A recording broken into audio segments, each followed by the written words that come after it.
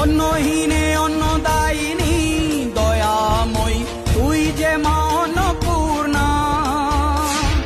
সন্তান স্নেহে তুই মা যেন কল্যাণী সম্পূর্ণা। তোর কথা যেন মন্ত্রোচ্চারণ, বজ্র সম কঠিন অনুশাসন।